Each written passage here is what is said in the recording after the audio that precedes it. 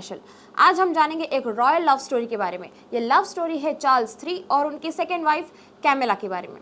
वैसे अगर बात करें सिर्फ चार्ल्स की, तो इनके लाइफ में बहुत सी उतार चढ़ाव थी। जैसे कि सबसे पहले उनका कैमिला के साथ मिलना, फिर बाद में उनके मन में लड्डू फूटना, बट वही नहीं तो उसके बाद में कैमिला की दूसरे के साथ शादी हो जाना।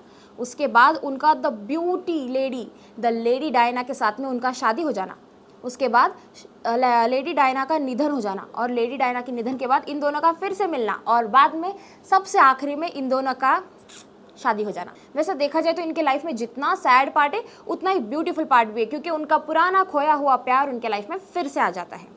अब जानते हैं कि सबसे पहले कैमिला के साथ चार्ल्स III कहाँ मिले थे। तो अब जानते हैं कि चार्ल्स और कैमिला की पहली मुलाकात कहाँ पे हुई थी। इनकी पहली मुलाकात हुई थी विंडसर ग्रेट पार्क में, जहाँ पे पोलो मैच चल रहा था। उस पोलो मैच के दौरान एक दूसरे के साथ इनकी कॉन्वर्सेशन होती है, वहाँ पे इन दोनों की आंखें मिल जाती है और वहाँ से इनका ये सिलसिला शुरू हो जाता है। वैसे जब 1971 में चार्ल्स नेवी में चले गए थे, रॉयल नेवी में जब वो चले गए थे, तो उसके बाद से इनका रिलेशन थोड़ा सा रुक चुका था। और उसके बाद में फिर क्या था, कैमिला की दूसरे के साथ शादी हो गई थी, यानी कि उनका भी एक बॉयफ्रेंड था, उसके साथ उनकी शादी हो गई थी। फिर उसके बाद में चार्ल्स थोड़ा सा रुक गए। वैसे कैमिला की शादी उनके एक्स बॉयफ्रेंड एंड्रयू पार्कर के साथ हो चुकी थी, बट दुर्भाग्य की बात है कि उनका रिलेशन ज़्यादा दिन चला नहीं और जल्दी उन दोनों ने डिवोर्स ले लिया था।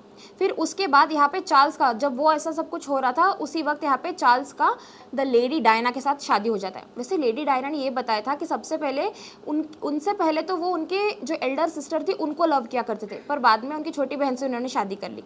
और इसके बाद में उन दोनों का बीच में सब अच्छा ही था, बट अचानक फिर डायना की मौत हो जाती है एक रोड एक्सीडेंट में, जिसके बाद में चार्ल्स फिर से बहुत टेंशन में चल जाते हैं, डिप्रेशन में चल जाते हैं। बट उसके बाद उनको उनका खोया हुआ प्यार फिर से याद आ जाता है और फिर से वो कैमिला के साथ कनेक्ट हो जाते हैं।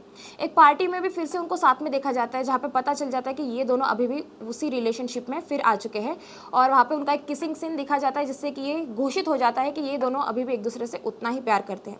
फिर उसके बाद में जो क्वीन एलिजाबेथ थी, उन्होंने इस शादी के लिए एक्चुअली मना किया था, पर बहुत कष्ट करने के बाद में, बहुत रिक्वेस्ट करने के बाद में क्वीन एलिजाबेथ भी मान जाती है, और इनकी नॉर्मल जैसे एक रॉयल पद्धति से नहीं, बट नॉर्मली इनकी एक शादी हो जाती है। और तब से फिर चार्ल्स और कैमिला एक दूसरे के साथ रहना शुरू करते हैं। फिर तब क्या था, अब तो दोनों की शादी भी हो गई और दोनों बिल्कुल बढ़िया से रह रहे थे, यानी उनका बिछड़ा हुआ प्यार फिर से एक हो गया था। और अब इस साल के मई में, यानी कि कल ही हुआ था, 6 तारीख को इनका राज्याभिषेक हुआ था, जहाँ पे कैमिला महारानी बनी और चार्ल्स III वहाँ के इंग्लैंड के राजा बन चुके हैं। तो ऐसे ही कुछ शॉर्ट स्टोरीज जानने के लिए ज़रूर देखते रहे ईहा नेशनल, और हमारे चैनल को सब्सक्राइब करना बिल्कुल ना भूलें।